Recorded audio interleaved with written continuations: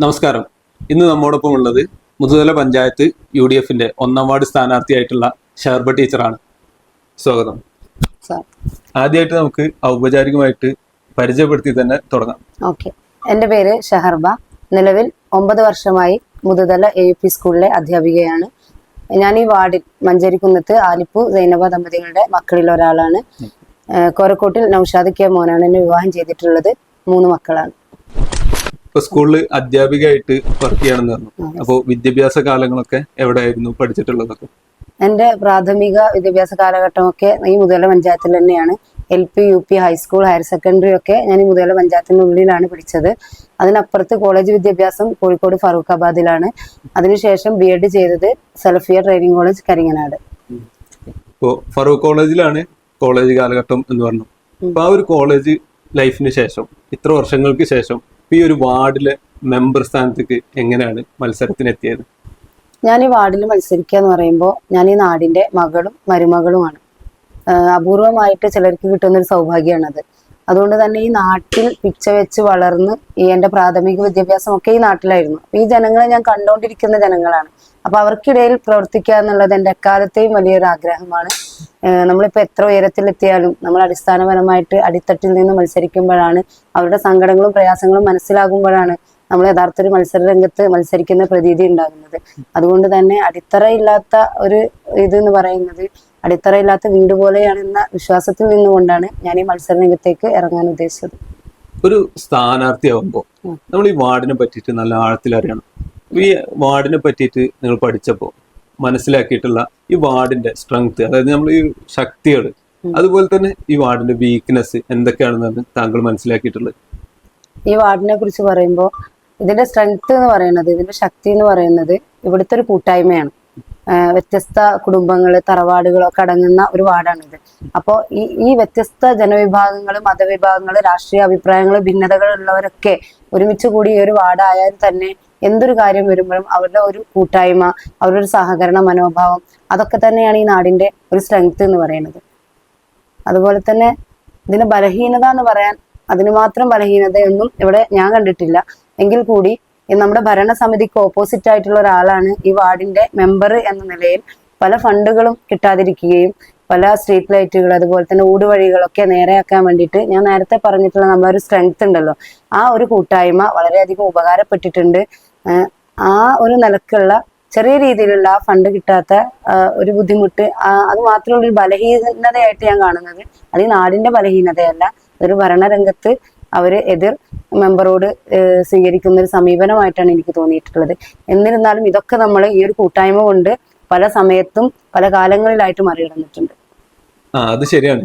നമ്മളെ ബാബു മെമ്പർ ആയിരിക്കുമ്പോൾ പലതവണ പറയുന്നത് കേട്ടിട്ടുണ്ട്. നമ്മുടെ പഞ്ചായത്തിൽ ഏറ്റവും കൂടുതൽ സ്ട്രീറ്റ് ലൈറ്റുകൾ ഉള്ളത് ഈ 1ാം വാർഡിലാണ്. അത് പക്ഷെ പഞ്ചായത്തിൽ നിന്ന് കിട്ടിയ ഫണ്ട് കൊണ്ട് മാത്രമല്ല എന്നും പലതവണ മെൻഷൻ ചെയ്തിട്ടുണ്ട്. കാരണം നാട്ടിലുള്ള ആളുകളിൽ നിന്നൊക്കെ മാക്സിമം ഫണ്ട് കളക്ട് ചെയ്തിട്ട്, കാരണം പല ആളുകളും നല്ല രീതിയിൽ പൊതുകാര്യങ്ങൾക്ക് സഹകരണ മനോഭാവമുള്ള ആളുകളുണ്ട്. അവരിന്നൊക്കെ ഫണ്ട് കളക്ട് ചെയ്തിട്ടാണ് ഈ കാര്യങ്ങളൊക്കെ ചെയ്തിട്ടുള്ളതെന്ന് പറഞ്ഞിട്ടുണ്ട്. കാരണം ഒരു മെമ്പർ എന്നുള്ളതിന്റെ അപ്പുറത്ത് ആ ഒരു രീതിക്ക് ചെയ്യാൻ കഴിഞ്ഞിട്ടുണ്ട്. അതാണ് നമ്മുടെ വാർഡിന്റെ യൂണിറ്റി എന്ന് പറയുന്നത്. അതൊരു വലിയ സ്ട്രെങ്ത് തന്നെയാണ്. തീർച്ചയായും ബാബു ഈ ചെയ്തുകൊണ്ടിരിക്കുന്ന ഈ ജനസേവനം ഉണ്ടല്ലോ, അതിന്റെ ഒരു കണ്ടിന്യൂഷൻ എന്നുള്ള രീതിയിൽ നിങ്ങളും ജനസേവനം എന്നാണല്ലോ നിങ്ങൾ മുദ്രാവാക്യം. അപ്പോൾ ഈ ഒരു ജനസേവനത്തിൽ ഇപ്പൊ നിങ്ങളുടെ മുൻപരിചയങ്ങൾ രാഷ്ട്രീയത്തിലോ ഇതുപോലുള്ള ജനസേവനത്തിലോ സാമൂഹിക പ്രവർത്തനത്തിലോ ഉള്ള എന്തൊക്കെ മുൻപരിചയങ്ങളാണ് ഉള്ളത്? ബാബുവിനെ കുറിച്ച് പറഞ്ഞല്ലോ. ബാബു എൻ്റെ അനിയനാണ്, ഭർത്താവിന്റെ അനിയനാണ്. അപ്പൊ ഈ ഇതിന്റെ ഒരു ഉത്തരം പറയാൻ കേട്ടോ. പ്രചരണ സമയത്ത് ഞങ്ങൾ പല വീടുകളിലും ഒരുമിച്ചാണ് വോട്ടഭ്യർത്ഥനയുമായിട്ട് ചെന്നത്. അപ്പൊ പല വീടുകളിൽ നിന്നും അവനോടുള്ള സമീപനം, അവനോടുള്ള അവരുടെ സ്വീകാര്യത, അവരുടെ കണ്ണിലെ പ്രതീക്ഷകൾ, അതൊക്കെ കണ്ടപ്പോൾ ഞാൻ അറിഞ്ഞതാണ് ഈ ബാബു കഴിഞ്ഞ 5 വർഷങ്ങളിൽ അവരുമായിട്ട് ഏത് നിലക്കാണ് പ്രവർത്തിച്ചിരുന്നു എന്നുള്ളത്. അപ്പൊ അതിൻ്റെ ഒരു തുടർച്ച വേണം എന്ന് എനിക്ക് അതിയായ ആഗ്രഹമുണ്ട്. അതുപോലെ തന്നെ ഈ ജനസേവനം എന്ന് പറയുന്നത് ഞാൻ പറയുന്നത് കൊണ്ടല്ല, അതിൻ്റെ ഒരു പ്രവർത്തന പാരമ്പര്യം കഴിഞ്ഞ വർഷങ്ങളിലായിട്ട് ഞാൻ ഈ ജനസേവന രംഗത്ത് സജീവമായിട്ടുണ്ടായിരുന്നു.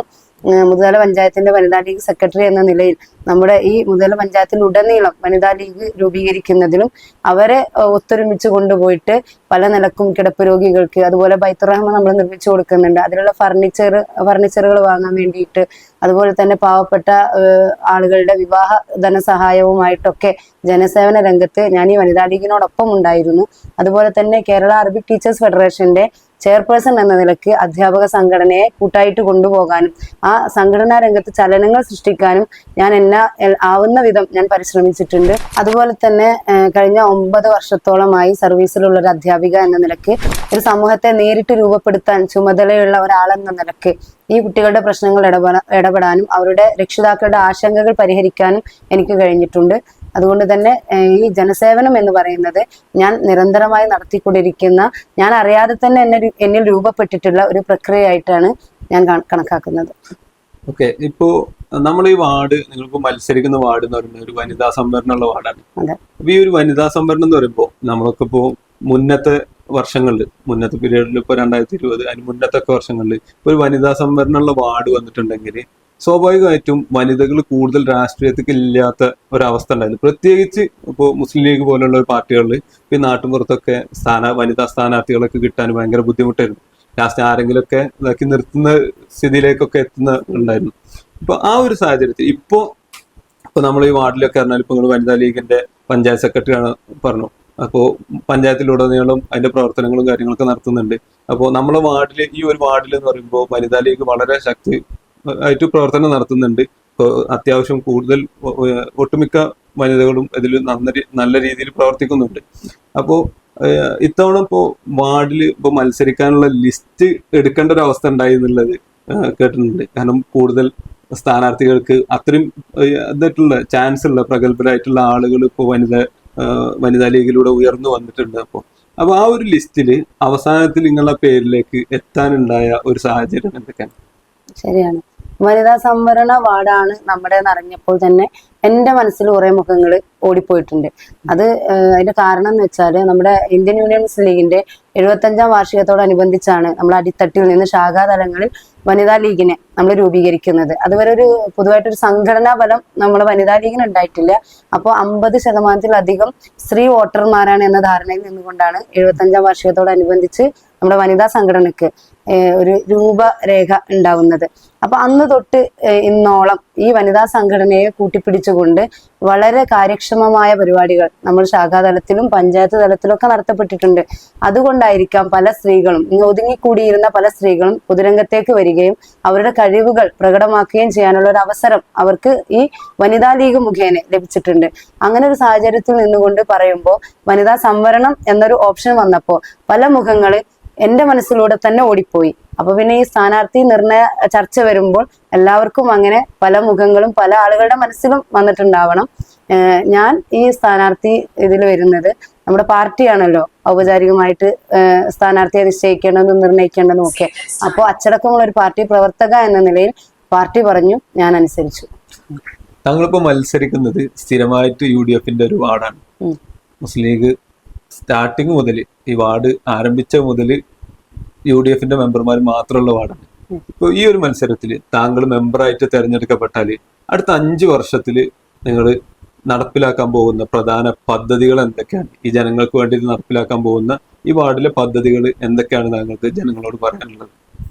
എനിക്ക് ഞാനൊരു മെമ്പറായിട്ട് വരുമ്പോൾ നടപ്പിലാക്കാൻ പറ്റുന്ന എൻ്റെ കഴിഞ്ഞ കാല മെമ്പർമാരൊക്കെ വളരെയധികം വികസനം കൊണ്ടുവന്നിട്ടുള്ള ഒരു വാർഡ് തന്നെയാണ്.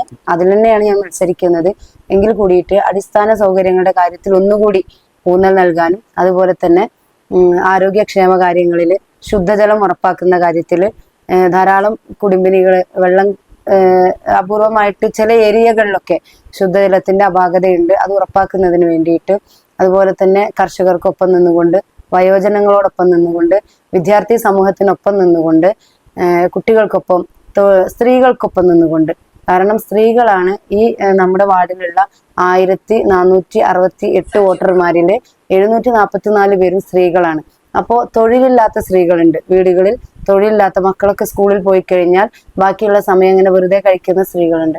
അപ്പൊ അവരെയൊക്കെ കൂട്ടിപ്പിടിച്ചുകൊണ്ട് അവർക്കൊരു തൊഴിലവസരം സൃഷ്ടിക്കുക, കൂട്ടമായിട്ട് എന്തെങ്കിലും സംരംഭങ്ങൾ തുടങ്ങുക, അവരെ കൂടി അവർക്കൊരു വേതനം കിട്ടുന്ന രീതിയിൽ അവരൊന്ന് ഉഷാറാക്കി എടുക്കുക എന്നുള്ളതൊക്കെ എൻ്റെ ഒരു സ്വപ്നമാണ്.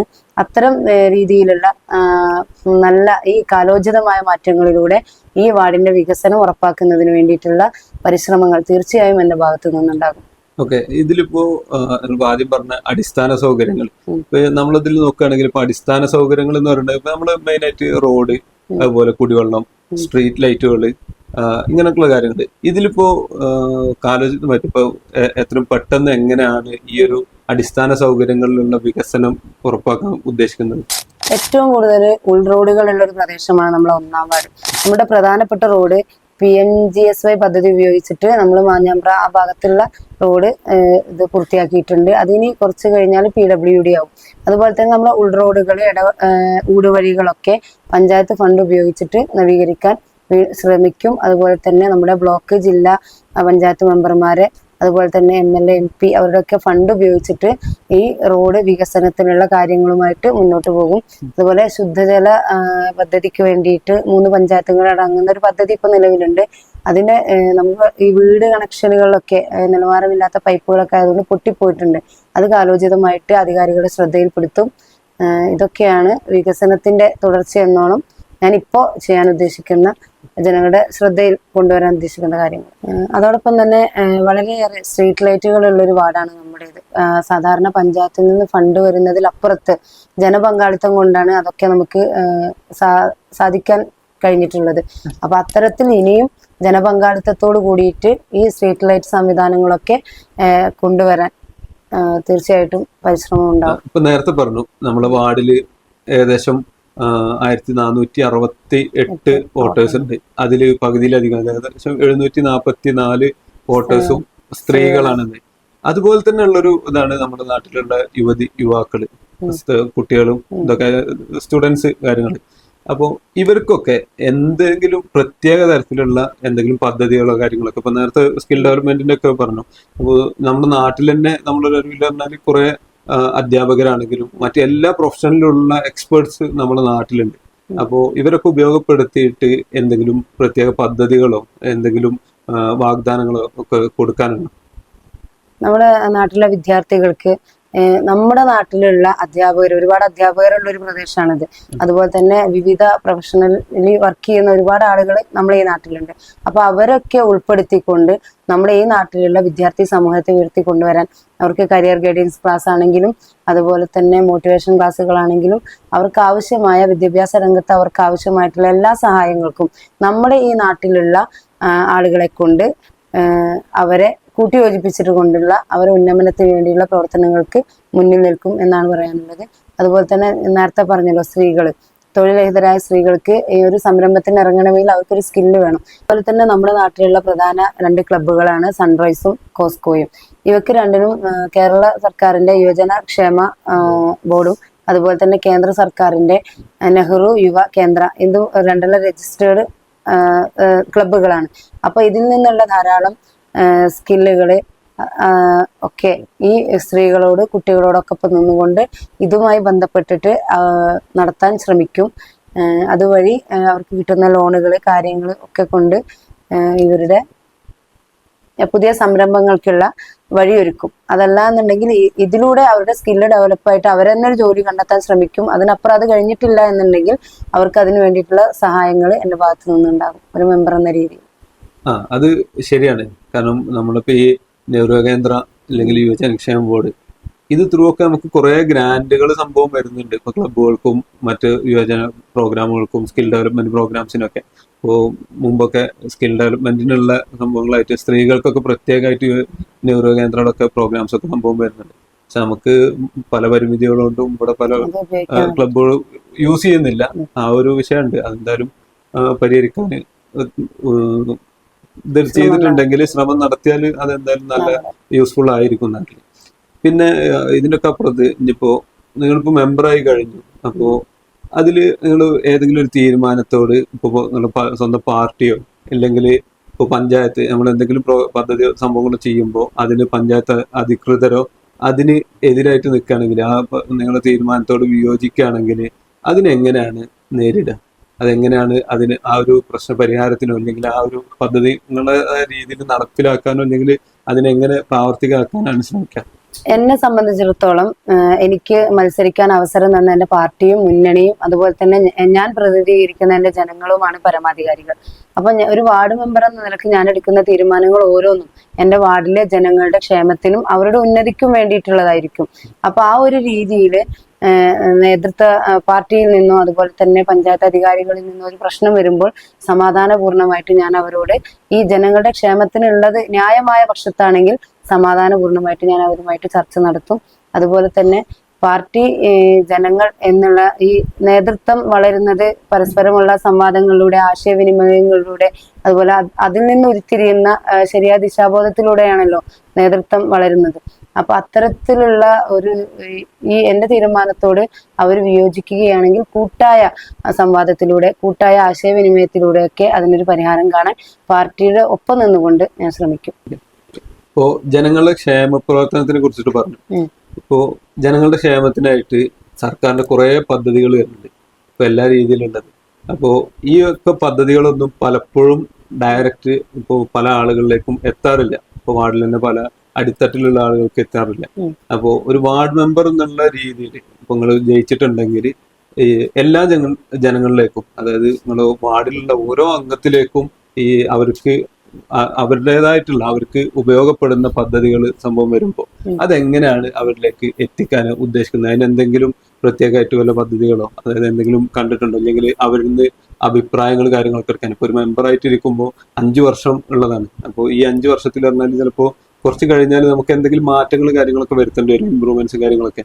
എന്തായാലും നാട്ടിലെ ജനങ്ങൾ നമ്മൾ അവരുടെ റെപ്രസെന്റേറ്റീവ് ആയിട്ട് തെരഞ്ഞെടുത്തയക്കുന്ന, അപ്പോൾ അവരുടേതായ അഭിപ്രായങ്ങൾ നമ്മൾ അറിഞ്ഞിട്ട് ചെയ്യാന്നുള്ള ഇതുണ്ട്.